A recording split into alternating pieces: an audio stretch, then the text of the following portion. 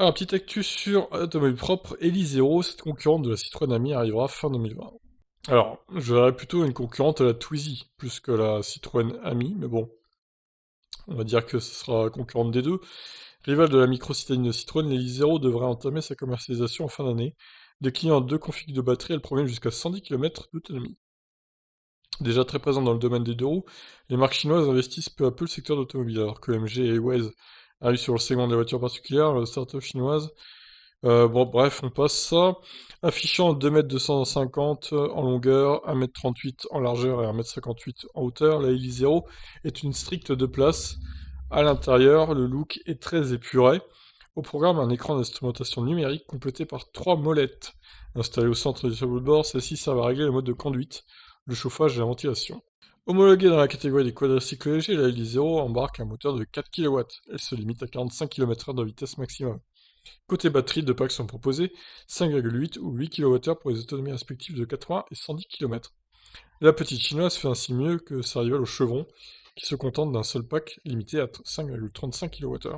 Et fait mieux aussi que le Twizy du coup, qui est à 6 il me semble, de mémoire. Équipé de série d'un système de récupération d'énergie, l'Elise peut être doté d'un dispositif voilà, d'un dispositif, d'accord. Faut se relire, hein. De chauffage de la batterie optionnelle, celui-ci permet d'améliorer les performances du véhicule en hiver.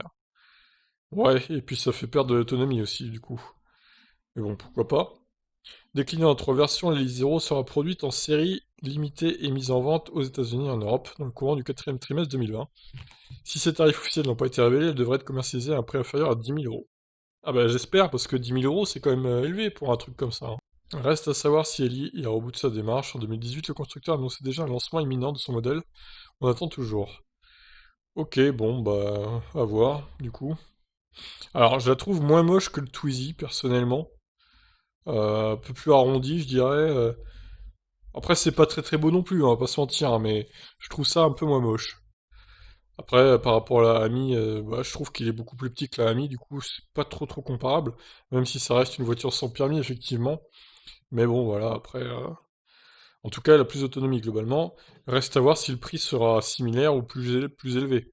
Parce que si on parle de 10 000 euros, c'est quand même pas donné là, hein. Donc voilà, bah écoutez, on verra ce que ça donne et je vous laisse réagir. Qu'en pensez-vous de ce petit véhicule? Ciao ciao!